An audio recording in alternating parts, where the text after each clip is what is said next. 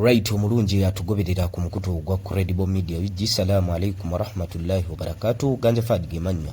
Tuwaze okulike anti mutambula naffe na bwekityo tubasaba okusubscribinga, okulikinga awamu n'okusharinga content waffe. Twongera ate okulabika anti tutambula ffenna mu kaseera kano obooli awo tubaleetedde ekibadde wali ku kkomera e Luzira nga Oweekitiibwa Robert Kyagulanyi Ssentamu bw'abadde ne former leader of opposition right Honorable Winne Kiizza, tulabyeko ne right Honorable Joel Ssenyonyi akulira oludda oluvuganya gavumenti mu kaseera kano.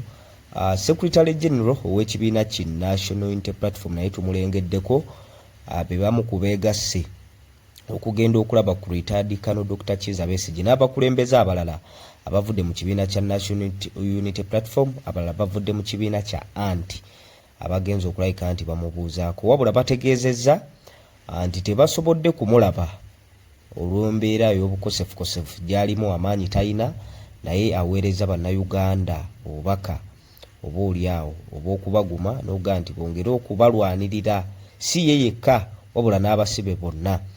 Byonna nga bibadde tugenda kulayika nti tube batuusaako mu vidiyo muwulire obubaka bw'abakulembeze ab'enjawulo omuli omukyala Winne Kiizza, President Robert Kyagulanyi Ssentamu, leader of opposition n'ababaka abalala, naye nga temwerabira ntutambula ne bannaffe abajjola mu financial services. Agwo wenna ayagala okugenda ebweru okukola, mwana wa buwala ggwanga lya Saudi Arabia, Qatar, Dubai, naye ng'obusobozi bw'ensimbi tebuliiwo. Bakuyambako financially then n'osasula ng'otandise okukola. Ayagala obbafuna n'okumanya ebisingawo, yita ku namba y'essimu 075 2670 3640 075 26 nooti kuba oyita musobole okulayika nti mwogerezeganya. Katubawe ekibadde ku kkomera e Luzira wali nga bakulembeze oboolyawo balambika ensonga.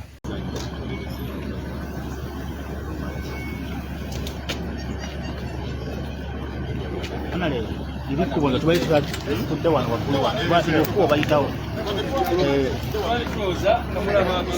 Ategeta ko kwata kali Luzira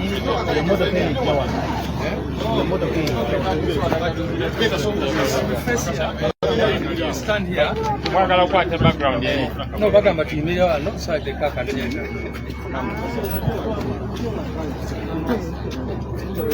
kudembe batyo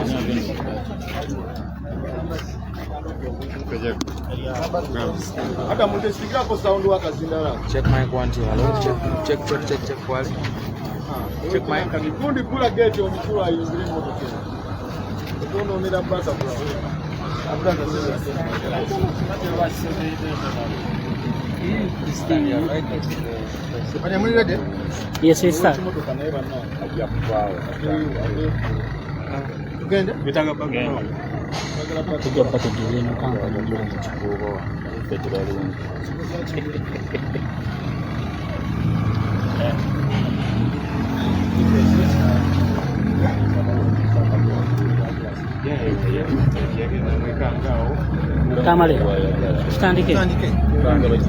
Okay, thank you very much, ladies and gentlemen. We just came from Luzira Upper Prison. We are going to check on Dr. Kiizza Besigye, Bobby Young, and many other political prisoners. We were not able to see Dr. Kiizza Besigye because we were told he's very weak. He's not able to leave bed unsupported. But we saw Obed. We also saw Bobby Young. They are in high spirits. They told us that Dr. Kiizza Besigye has been on a hunger strike since Wednesday last week. He's increasingly becoming very weak, but he's strong. He sent us a message. He told us to fight not just for him, but for all political prisoners, especially those that are still incarcerated illegally, those that were sent to prison by the military court. He sends you positive energy. He says, fight on, don't give up. We also were able to learn that Mr. Baryomunsi, Museveni's minister, went to see Dr. Besigye yesterday. Dr. Besigye was shocked to see him. He did not speak to him. So whatever Baryomunsi is telling the nation are his own words, but not coming from Dr. Kebi. you're going to hear from our fellow leaders. Naye kambize mu Luganda tuva mu upper prison kulaba Dr. Besigye n'abasibe abalala bonna abaliyo. Tulabye Bobby Young, tulabye Hajo Bedi Rutale.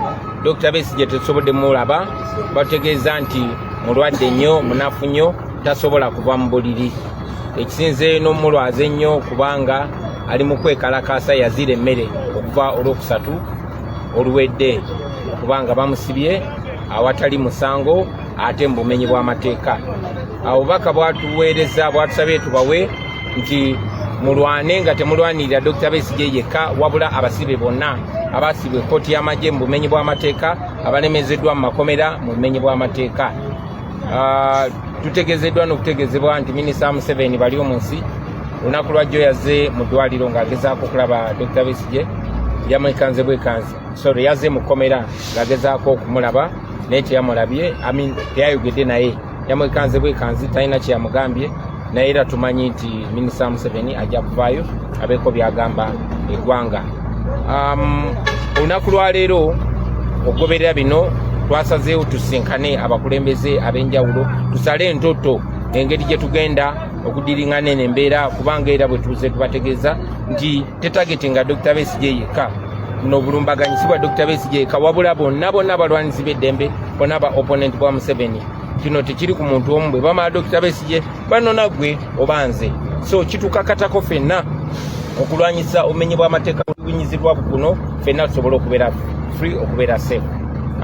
In English, after this we have decided to converge all of us forces of change, and we'll be meeting later on today to find ways of exerting as much pressure as possible to see that our comrades are released and to end this impunity. So we're meeting later on today as forces of change, but we continue to call upon all of you Ugandans in your individual or collective capacities to do anything and everything possible to increase the pressure so that we can save Dr. Besigye and all the political prisoners that are being held. So buli omu akole kyasobola mu busobozi bwe okulaba nga tusawo pressure mu ngeri yonna basumule bannaffe bano tukomye n'obumenyi bw'amateeka buno. Thank you very much. Maybe Mama Winne. I just want to add a few words to what the president has said, that what is happening here is just a collapse of democracy, it's a collapse of the rule of law, a collapse of good governance. Dr. Besigye is here in Luzira illegally. And for any human being, the right place where Dr. Besigye should be is in a hospital. They know that he's here not by any means of law. The court that sentenced him to that put him in prison, the courts of law said it's an incapable court. It was a court that was not supposed to be hearing cases of civilians. But so unfortunate that those who are in power see it important to continue violating the law because they have the gun. And so it is upon us Ugandans, like we said at the beginning when Dr. Besigye was arrested, that an attack on one of us is an attack on all of us. What Dr. Besigye is going through, any one of us can go through it. So it is all of us to say no to this kind of impunity, to say no to military rule, to say no to mismanagement of the affairs of Ugandans. You and me have that power, and the Constitution gives it to you. Let us all use every energy that we have and every effort that we can have to say no to the dictator.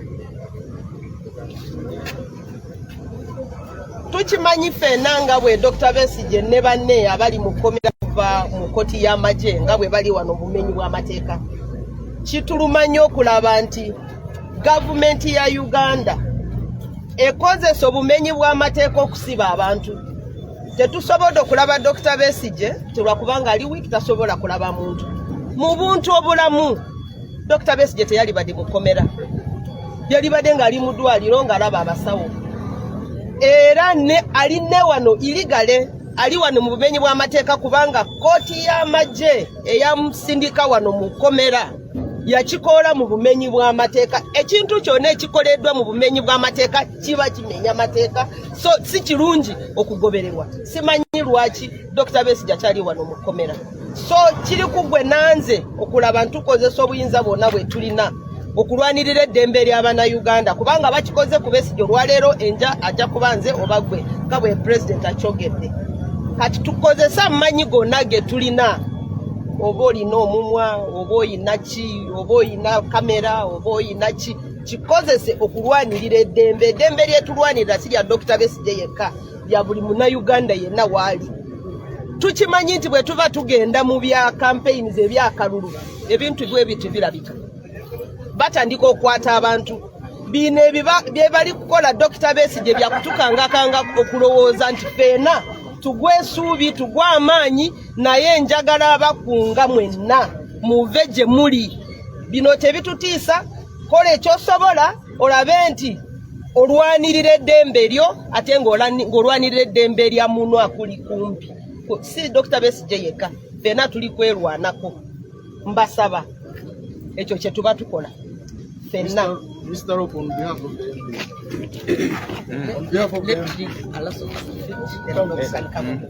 let Mama let Honorable Alaso first say something, then I can respond to what you want me to. I think basically what I want to emphasize is that government, President Museveni, the CDF and their team stand cautioned that they are playing with a powder cage. This continued mismanagement, specifically of Dr. Besigye's life, could easily plunge this country into a very chaotic situation beyond their ability, their presumed ability to manage.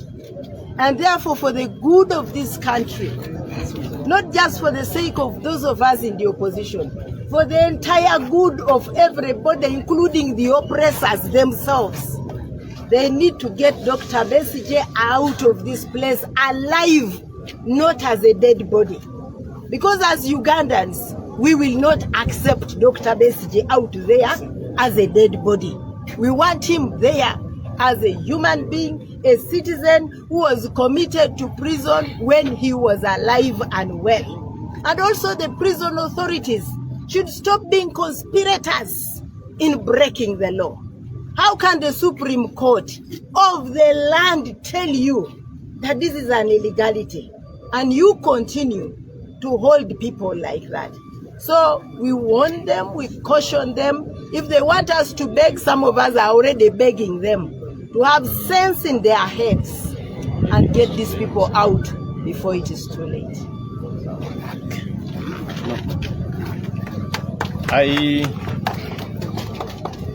Actually, today has worried us a lot more because previously when we came to see Dr. Kiizza Besigye, we were able to see him.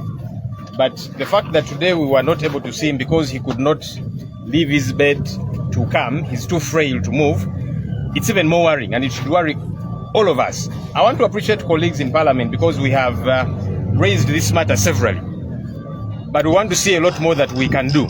So tomorrow we are going to meet as the opposition caucus, joint opposition caucus. All opposition political parties are members of Parliament tomorrow morning to discuss this issue further, because each time we raise it, government tells us, okay, we are bringing a response, the speaker says the matter is in court and so on. But we think that this situation cannot continue to happen this way, especially now because we don't know the state in which Dr. Kiizza Besigye is, now that he cannot even get out of bed to come and see visitors. It's a very worrisome state of affairs. We'll do all that we have got to do as leaders, but we are calling upon the people of Uganda, let all of us play our part. Sometimes I see people, you know, whether it be on social media, some saying, so and so you're not doing enough, so and so you're not doing enough. All of us have got a part to play. Don't expect somebody to play a part for you. For you, what are you doing about this situation? About Dr. Kiizza Besigye, NUP political prisoners, and all of us, by the way. This is not just a question of Dr. KB and NUP. All of us, you know, we are next if we do nothing about it. So let everybody play their part.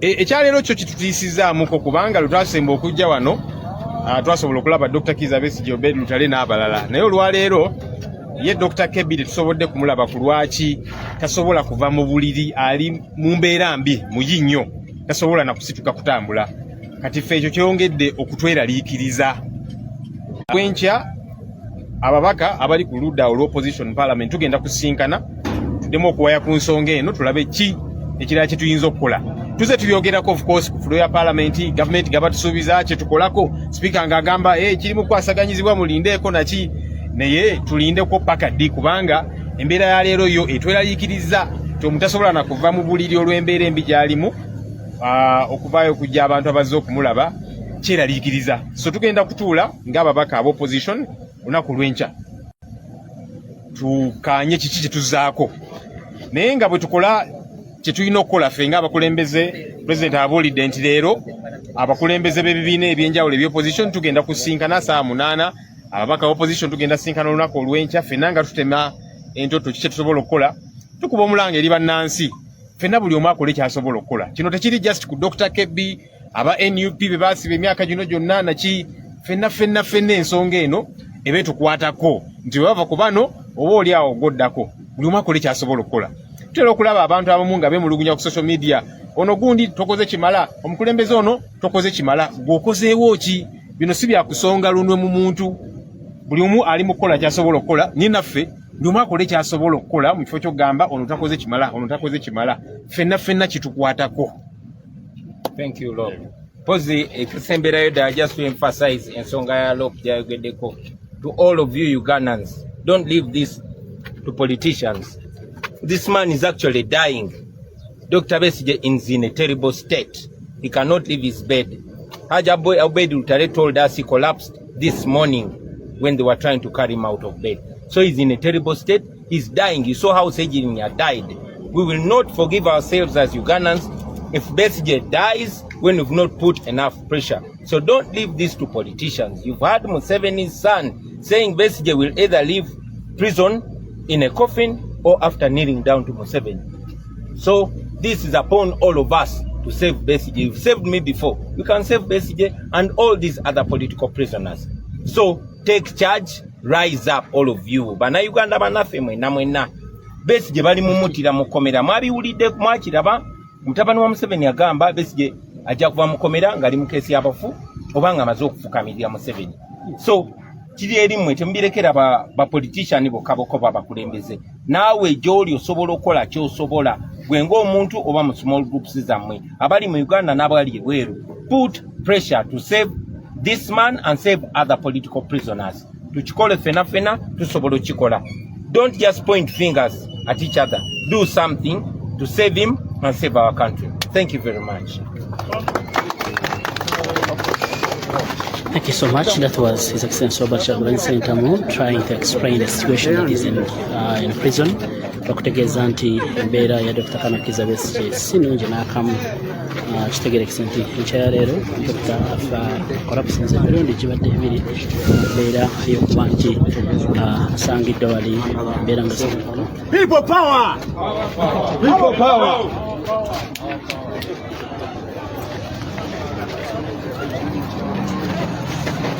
Regional Gamba.